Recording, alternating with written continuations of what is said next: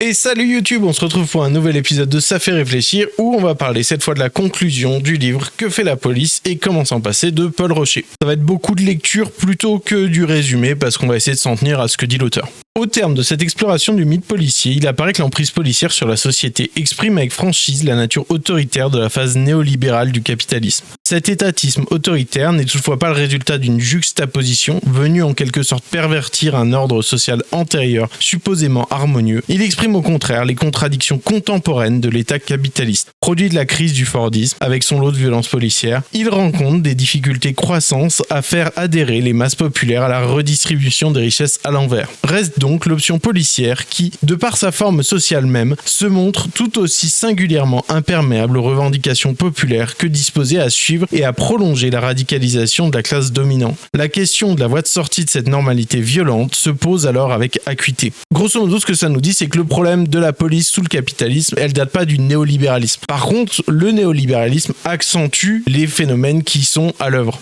Que la police, elle est pas sensible aux demandes de justice de la part de la population et que l'État est très content de pouvoir reposer sur la police pour faire passer par la force l'ordre que la population a envie de contester.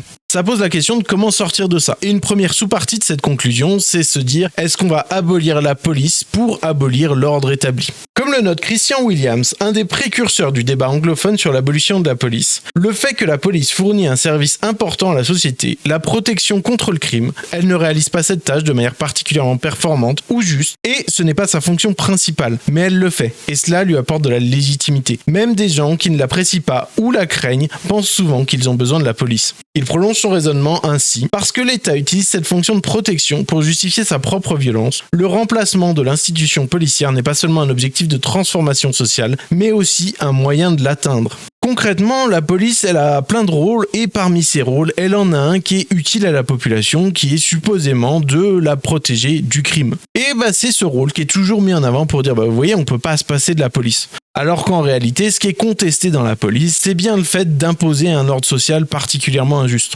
Mais exposer l'inutilité et l'inefficacité de la police, ça va pas forcément permettre de la remettre complètement en question. On pourrait imaginer s'abstenir d'y recourir et mettre en place un système de justice parallèle communautaire. Mais est-ce que ça va réellement faire disparaître la police ? Rien n'est moins sûr. Prendre au sérieux la matérialité d'une institution implique de reconnaître qu'elle ne devient pas obsolète du seul fait qu'elle est contournée. Encore faut-il tenir compte des rapports sociaux qui se trouvent à son fondement. Un ordre social inchangé, les formes de régulation extra-policière atteignant une échelle significative semblent condamnées d'avance. L'État ne laissera pas dissoudre la police sans opposer sa force. Pour faire court, qu'est-ce que ça raconte ? Eh bien, si votre mouvement de contournement de la police à l'échelle locale, il est inoffensif, on vous laissera tranquille. Si réellement, il remet le système en question, eh bien là, l'État va bien s'assurer de réprimer votre mouvement et s'assurer de reprendre le pouvoir avec la police. Mais du coup, si on ne peut pas juste abolir la police pour changer l'ordre établi, est-ce que, dans l'autre sens, on ne peut pas imaginer de dépasser l'ordre établi pour dépasser la police ? Dans ses leçons sur la jurisprudence, l'économiste libéral Adam Smith défend l'argument selon lequel la délinquance est le résultat des conditions socio-économiques dans une société donnée, et notamment de la pauvreté. C'est pour cette raison que la prospérité économique est la meilleure police pour prévenir des crimes. Sans s'attarder sur le fait que Smith a placé des espoirs démesurés dans la capacité du capitalisme à générer la prospérité pour tous, son raisonnement sur la délinquance est fondamentalement juste. Cela implique que la proposition d'abolir la police pour abolir l'ordre établi se heurte à une contrainte inamovible. Si l'ordre établi est générateur de tensions, ces tensions ne pourront pas diminuer de manière substantielle avec la disparition de l'institution chargée de les gérer. Concrètement, on est toujours dans cet argument pour dire que on peut pas se contenter de faire disparaître la police puisque la criminalité, la délinquance, c'est bien le fait des inégalités créées par le capitalisme. Et donc, cette institution qui est en charge de réguler, entre guillemets, ces inégalités, elle peut pas disparaître si on en a besoin pour encore réguler ces inégalités. D'où le fait qu'il faut envisager, effectivement, de changer l'ordre capitaliste pour pouvoir se débarrasser de la police, sérieusement. Tout au plus, une part des tensions générées par l'appareil policier pourrait disparaître, et au vu de son surdimensionnement, cette part n'est pas négligeable. C'est dans ce périmètre que la revendication de supprimer les fonds alloués à la police prend tout son sens. Si l'on réduit les capacités d'intervention violente des forces de l'ordre, le quotidien d'une proportion conséquente de la population devient plus respirable. Police et délinquance étant décorrélées, personne ne subirait une dégradation de sa qualité de vie à la suite d'une telle décision. D'autant que la réallocation des crédits de la police à des missions en faveur de l'emploi, de la santé ou du logement augmenterait le bien-être du plus grand nombre. L'effet bénéfique du recul de l'emprise policière sur la société est évident. Ici, ce que ça dit, c'est qu'on peut ne pas complètement abolir la police, mais dégraisser le mammouth, comme diraient les libéraux vis-à-vis des services publics. Concrètement, une grande part de l'appareil policier est utilisée pour oppresser une partie de la population. Et supprimer cette part de l'appareil policier permettrait d'améliorer les conditions de vie de cette part de la population. Par ailleurs, les fonds qu'on dégagerait pourraient être utilisés à des meilleurs moyens pour lutter contre les comportements antisociaux, à savoir plus ou moins n'importe quelle politique publique en faveur de la population en général, que ce soit la santé, le logement ou même l'emploi. Par extension, le définancement de la police est également vecteur de progrès social et démocratique en général. Combiné à tout un arsenal législatif et judiciaire, le recours excessif aux forces de l'ordre constitue en effet l'outil privilégié pour étoffer la contestation sociale dans la rue. Incapable de susciter durablement l'adhésion volontaire des masses à leur projet de redistribution des richesses à l'envers, les gouvernements néolibéraux pratiquent immanquablement un usage croissant de la coercition. Ainsi, recul des droits sociaux et recul des droits fondamentaux vont de pair. La transformation néolibérale de la France est indissociable de l'étatisme autoritaire, dont l'emprise policière des 30 dernières années est l'expression la plus manifeste. Symétriquement, dégonfler l'appareil policier implique de rendre les gouvernants plus attentifs à la société civile et aux revendications sociales et démocratiques qu'elle exprime.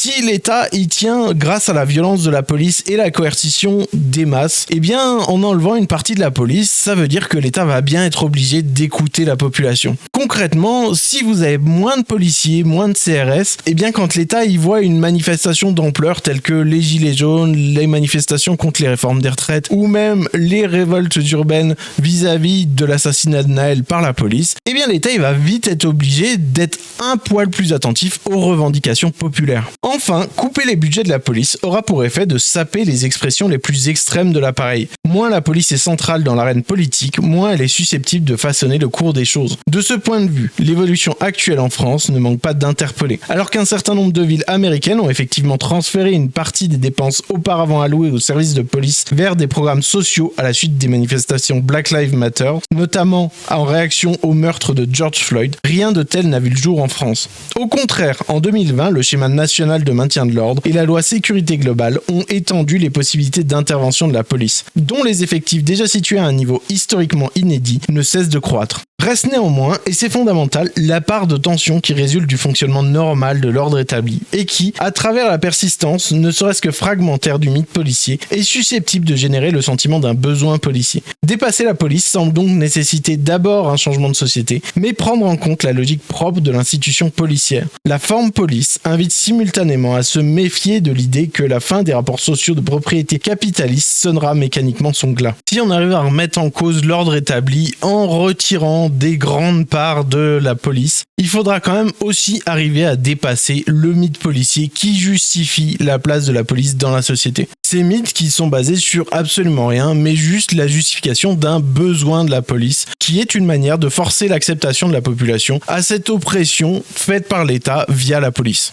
Il faut donc démanteler la forme police. À ce stade, deux thèses semblent s'opposer. D'une part, l'abolition de la police comme acte de transformation sociale, d'autre part, la transformation sociale comme abolition de la police. Ni l'une ni l'autre ne sont toutefois suffisantes pour faire advenir une société apaisée. Le dénouement de cette contradiction réside dans l'inscription du dépassement explicite de l'institution policière dans le cadre d'une dynamique de transformation sociale plus globale. Dans la mesure où la police est indissociable de l'État capitaliste, un ordre post-capitaliste implique non seulement une réorganisation du rapport entre les institutions de la gestion collective et la société civile, mais aussi une nouvelle conception de l'ordre public. Pour paraphraser l'observation de Marx à l'égard de la Commune de Paris, la classe subordonnée ne peut pas se contenter de prendre la machine policière toute prête et de la faire fonctionner pour son propre compte. Dépasser la distinction caractéristique du capitalisme entre État et société civile signifie donc aussi laisser la population à nouveau accéder à la régulation de l'ordre public. Il convient donc de déterminer les contours de ce démantèlement de la forme police. En clair, il suffit pas de changer l'ordre social pour se débarrasser de la police ou de se débarrasser de la police pour changer l'ordre social. Il faut mener les deux combats de front à la fois. La police, par sa structure, est liée à l'ordre social capitaliste. Si on veut se débarrasser de la police, on n'a pas le choix que d'être anticapitaliste. Et si on veut se débarrasser du capitalisme, on n'a pas d'autre choix que d'être abolitionniste de la police. La perspective d'un ordre sans police appelle à tirer les leçons de l'agencement institutionnel de la police afin de ne pas reproduire les mêmes impasses. Dans le cadre d'une société post-capitaliste, la configuration institutionnelle populaire de l'ordre public, entendue comme dispositif d'accommodation des différents internes à un collectif, devra donc à minima s'appuyer sur deux leviers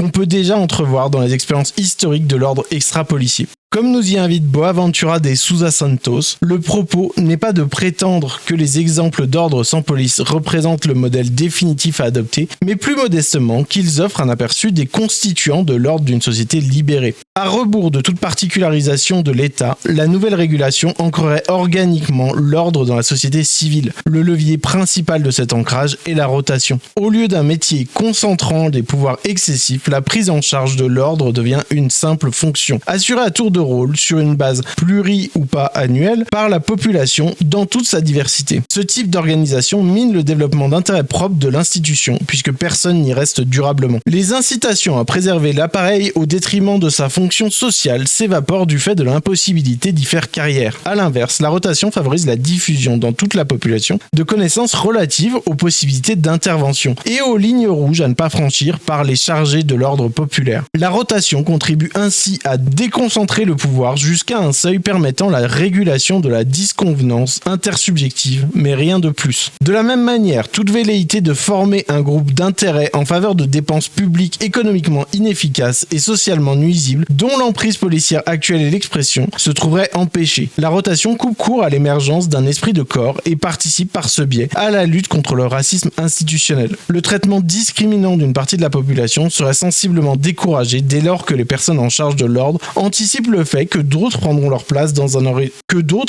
place à un horizon relativement rapproché. Reflet plus fidèle de la réalité sociale que la police actuelle. Débarrassé des effets d'une institution distincte de la société, le groupe en charge de l'ordre serait enfin plus sensible dans ses interventions au ressort de situations conflictuelles. Par conséquent, il est susceptible de faire preuve d'une attention renforcée vis-à-vis des victimes et peut, à ce titre, constituer un vecteur de lutte contre une multitude de discriminations dont le passage à des rapports sociaux post-capitalistes peut laisser espérer une diminution significative, mais pas la disparition. C'est seulement à condition d'avoir préalablement démantelé l'institution qui inculque un comportement oppressif à ses membres ou le renforce, que plus de diversité pourra concourir à un ordre harmonieux. Ce qui nous est raconté, c'est que faire tourner le rôle de faire la police dans la société, ça pourrait permettre pas mal de choses. Ça pourrait éviter une concentration du pouvoir dans les mains de certains et certaines qui garderaient des postes ad vitam aeternam, et aussi ça pourrait rendre les gens qui exercent ce rôle susceptibles de se poser la question de qu'est-ce qui va se passer après eux, et donc de prendre en considération les besoins et demandes du reste de la population. Ce qui note également, c'est que le racisme policier pourrait diminuer par plus de diversité et de représentation dans la police, mais pas en tant que fait de dire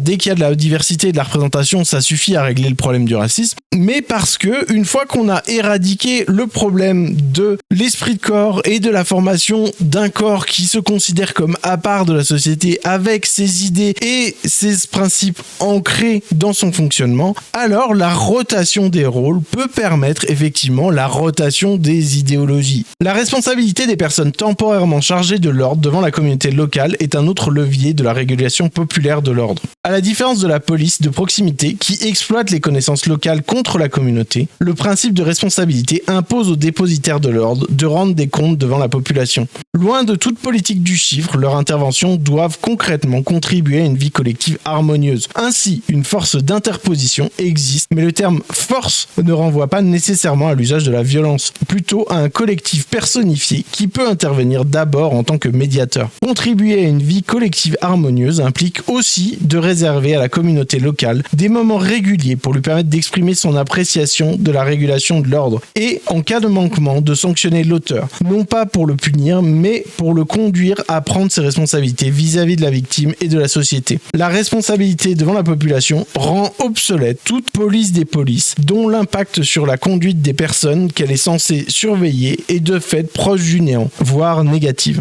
Au lieu de recourir à ce type d'instance, encore et toujours distincte de la société civile, la proximité deviendrait effective, mutuelle. La gestion des tensions interpersonnelles se nourrit du réseau d'interconnaissance locale, mais les chargés de l'ordre sont connus de la population, qui détient une voie de recours directe en cas de manquement. Pour que ce recours soit réel, l'instance en charge de l'ordre populaire doit être accessible à la population, financièrement, mais aussi au niveau de la langue et du temps. En respectant ces conditions, l'autodétermination populaire peut se substituer à la protection paternaliste indissociable d'un ordre irrémédiablement inégal. Par ailleurs, permettre à la communauté d'exercer le rôle de policier, ça permet aussi que chaque membre de la communauté, lorsqu'il exerce ce rôle, se voit obligé de rendre des comptes à la communauté en tant que membre et ne se considère pas comme une personne à part du reste de la société. Ce qui a pour rôle d'avoir un contrôle bien plus efficace sur la probité des personnes qui exercent le maintien de l'ordre. On l'aura compris, la reprise par le peuple et pour le peuple de sa propre vie sociale exige le dépassement des rapports sociaux existants dans leur totalité. Il s'ensuit que la transformation socio-économique libératrice ne peut être découplée de l'effort conscient de bâtir une nouvelle forme de gestion collective des différences sur un fondement émancipateur à même d'infuser les interactions quotidiennes. Ce que nous dit cette dernière phrase, c'est que pour pouvoir abolir la police et faire en sorte que toute la communauté puisse participer à ce travail de justice et de police, et bien pour ça, il faut notamment libérer du temps et changer la structure socio-économique de notre société. Puisqu'actuellement, qui a le temps, en plus de son travail et de ses autres occupations, de se dire « Tiens, je vais être policier pour la journée ». Concrètement, on reboucle sur cette idée que pour abolir la police, il va falloir abolir le capitalisme. Il va falloir changer l'ordre social global de notre société. C'est comme ça que se termine le livre « Que fait la police et comment s'en passer » de Paul Rocher. J'espère que ça vous a plu. Si jamais vous avez appris des choses, n'hésitez pas à en parler en commentaire. Si jamais vous avez envie de soutenir mon travail, n'hésitez pas à donner de la visibilité à ce travail. Vous pouvez me suivre ici ou sur d'autres réseaux sociaux. Likez, partagez, tout ça. Merci et à très vite pour le prochain livre.